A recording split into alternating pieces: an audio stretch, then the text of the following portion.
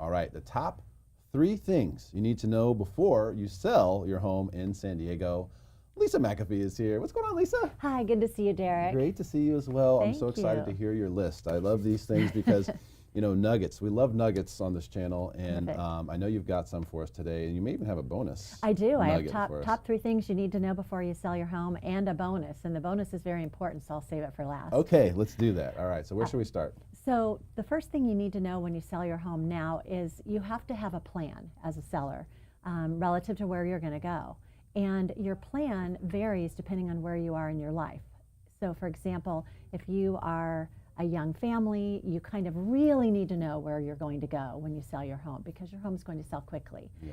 On the other hand, if you're an empty nester and retired and kind of freewheeling, you can take advantage of this market and cash out and figure out the rest later. And I've got kind of a really great example of this. I have some past clients, and I represented them when they sold or purchased their home probably 8 years ago for 1.6, and they had 2 boys in high school at the time. The boys are now gone, they're retired, they're empty nesters. They literally about a month ago had a buyer knock on their door and say, I'll give you $2.6 million for your house and you can stay in the house till the end of the year. So they weren't planning to go at all, but they looked at each other and said, $1 million profit, that's kind of a no-brainer. So they took the offer, and they're staying till the end of the year, and then they're just heading for Europe. They're just going to bounce around and figure it out later. But it's so funny you say that, because I actually had a story as well. I was gonna tell a story, and then you're like, I have a story, and I was like, oh, I do too. These folks actually sold their home, tax-free profit, bought an RV. So they're like, you know what? We don't know where we're gonna go or where we're gonna land. RVing it. And they're still RVing. They emailed me this morning with a question I have to get back to them on. So they're just having fun out there. yeah, And so it's cool that you have that option. But you're right. Exit strategy, plan. Have to have a plan. Don't just throw your home on the market. There are, you know, and just buyer beware. I mean, seller beware. You know, there are some people in the real estate profession, no one that you'll see on this show, but they will just say, oh, you ready to sell? Let's sell. They won't talk to you about these things. Like, Right. what's happening for you next? Because it may not be that easy. If you're a move up or move down buyer, you've got to strategize around that. So making a plan, very, very good tip. right. Because if you are, you know, that young family, for example, finding a rental is a little tough in this market. Rentals are tight. Obviously, finding another home to purchase is not easy and straightforward, so you've got to have that plan. So that's number 1. Number 2 is you've got your plan now, and you have to talk to your agent and find out, what do I need to do to get my home ready for the market today? And the good news for sellers is you don't have to do as much as you had to in a more neutral buyer-seller market. But I still recommend to my clients, you know, have your home clean and tidy, have fresh paint, nice flooring, and attractive landscaping.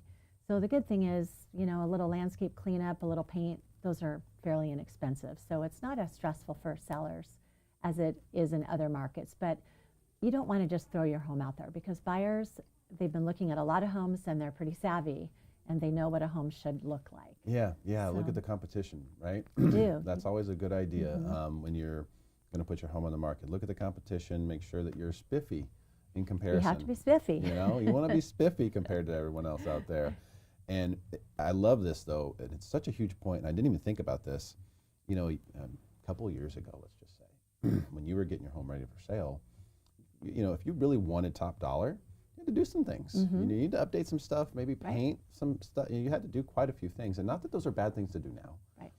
but may not be necessary. And this is a really important point, because a lot of people will make these changes to their home before they choose a realtor. And I always tell them, listen, that's part of the value you should be getting from your realtor. Absolutely. Your realtor should be advising you on, well, don't put $10,000 into, you know, fixing the chimney or the fireplace. Like, maybe this looks rustic and that works for people, or you know, whatever. People will put, we put a new fence up for 15 grand. Right. Didn't need to do that. Exactly. And I do find that most sellers are calling me ahead of time saying, we're thinking about selling our Good. home. Can you come over? Let us know, what should we do? Where do we get the bang for our buck? Good. So I'm actually meeting with clients at 4 o'clock today to have that conversation. Terrific. People, I'm so glad that you're getting smarter out there. This is good. This is good, because I see people waste money on stuff like that, and it's a shame when that happens. Okay, so that was 2. Yep. And then number 3, third thing before we get to the bonus, is you've got to set the right price. And I would say it's virtually impossible to underprice a home in this market. Yeah. Because if you pick maybe a more aggressive price point, it's going to get bid up by those buyers that are out there. Yeah. You don't want to overprice it so significantly that it sits without getting offers, but it's definitely the time to push the envelope as a seller. You Yeah. can go out there, and because inventory is so scarce and interest rates are still, continuing to be low, sellers are going to get top dollar. And So what's your strategy for that? Like, we already kind of mentioned, check the competition. Like, look at where everyone else is priced. Look at what the condition of the stuff that's on the market. Like, the competition has their cards up, on the table. Like, you Right. can go and you can look and see, okay, this is what I'm up against. How do you suggest pricing once you see the competition? You see where everyone else is listed. Maybe you can see where some of the ones have sold recently. Do you say just price like just under that? Do you want to be like the best price for the competition out there? I tend to go the other way right now and say, Really? because I'm seeing every home that's selling is selling for more than the home before. And sometimes I literally am like, what? I can't believe what that house sold for. But I'm kind of saying, you know what, we can, again, push the envelope. And this one sold for $950. Why don't we go in at $980? See where we do, and we'll probably get 1-1. So you're saying right now is actually the time to put the pedal to the metal. Yes. And maybe test the envelope a little bit. Do you feel like in this market, because it's such a buyer heavy, demand heavy market, inventory short market, that unlike previous markets, let's say in previous years, where if you had a price reduction, it was like, ooh, hoo, hoo, hoo, hoo. Do you think that there's no stigma now with that because there's so much buyer demand that if you start a little too high and maybe don't get the activity you want, you can come down and the buyers will come back? I'm literally just starting to see a few price reductions. I haven't seen one in forever. And even at our broker caravan meetings, we have a period in the meeting where the president asks anybody have any price reductions, and it's been kind of a, of course not. I sold that house 3 times. So I'm just starting to see price reductions. So we'll see what buyers do with that. Yeah. I think because buyers are so kind of desperate to get a home, I think they'll be thrilled, and I think they will come back and they'll be fine that it came down in price. And I think it'll still be competitive. Well, what's been interesting to me is I've seen buyers making offers under list, and I'm like, well, I don't know if that's going to work. But believe it or not, we've gotten a couple in contract under list price, and I thought, well, good on you. Yeah. For having the stones to go out there and do it. But if you have a good agent, you're working with a good agent, they're communicating with the other agent, they're getting a Right. feel for where things are. The listing agent's doing their job and trying to make sure they get the best and highest offers they can for their client. They don't want to scare anybody off. So you can kind of get a feel for where you are, and Right. you're going to get a counter. You know what I mean? Like this isn't the kind of market where you're just making offers under list and they're just saying good. You're going to get a counter. But it's I would encourage buyers right now, even though it is such a seller's market, to make your offer. See where you stand. I mean, hey, listen, they're going to let you know.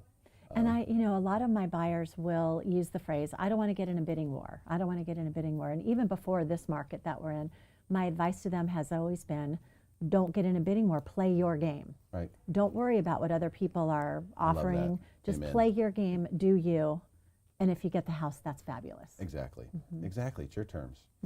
Okay, we're ready for the bonus. The bonus. The bonus. The bonus is, so you have your plan, you've priced your home, it's ready for the market, it's on the market, and now you're the seller and you sit back and you just let those offers roll in.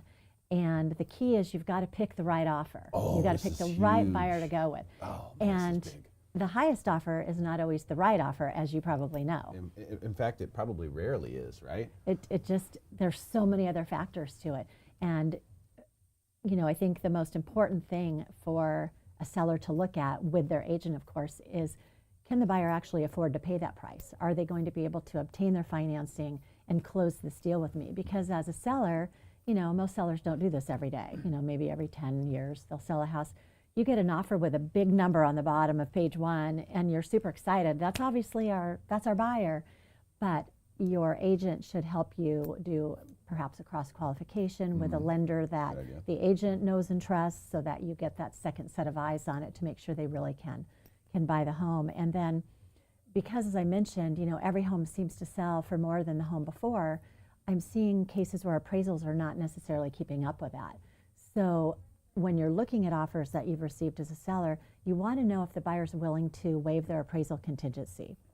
meaning that if the home doesn't sell for the contract price, that buyer's still in it with you. Yeah. Not only are they mentally okay paying more for the home than the appraised value, but can they afford to? And so when you are looking at the proof of funds for the buyer's down payment, again, to make sure they can afford to buy your house, make sure there's a cushion in that proof of funds so that if the home doesn't appraise, they've got a little extra money to bring to the table to close the deal. So it's the appraisal contingency is very important right now. Big one. You know, I just remember this. I don't know why, but we did a deal together. We did. We my just did offer. one. Yeah. And so, and obviously we came through. You know, Performed like a banshee. Thank you. Thank you very much. We do a good job. So, you know, that's and I think that's the thing. People are like, I think when the average home seller sees a market like this, they think, oh, well, the realtor's job is easy. All I have to do is put on the market, get a bazillion offers. Correct. So much more difficult to sell a home when you have 30 offers to deal with. I mean, just to review 30 offers will take you all night, just to review them. So it's, you got to realize, and then you have to analyze. All right, which ones are we going to really go deep with, right? Yes. It's like opening the mail. All right, these are going straight in the trash. I can tell that's junk. These over here, we need to look at more deeply. We need to talk to the lender. We need to see if they have proof of funds. We need to, you know, they didn't submit DU, but this looks good otherwise. So you can get a feel for where you're at. And I like the idea also in this market when you're taking that high offer, when you're taking the offer that you're not sure about, to go that extra step, get the cross qualification done, ask for the DU, what's the DTI, how fragile is this deal? Right. You And know? one of the questions I always ask the buyer's lender when I'm on the listing side is, where are you in the process with this buyer? I mean, did they just call you yesterday and they told you what their income and debt was and you gave a pre-approval letter, or have you been working with them for a long time? Are they through desktop underwriting? Are you, you know, ready to sign with them? And is there anything, the other question I ask, is there anything that you can see as their loan officer that will preclude you from being able to give them the loan? Yeah. And so I think that's really important. And then leaving the financing aside, again, going back to picking the right offer, in this market, it's really nice if a buyer's willing to give the seller possession in the home after close of escrow, assuming the seller needs that, because the seller, they've made their plan, and their plan may not be to move tomorrow into their next home.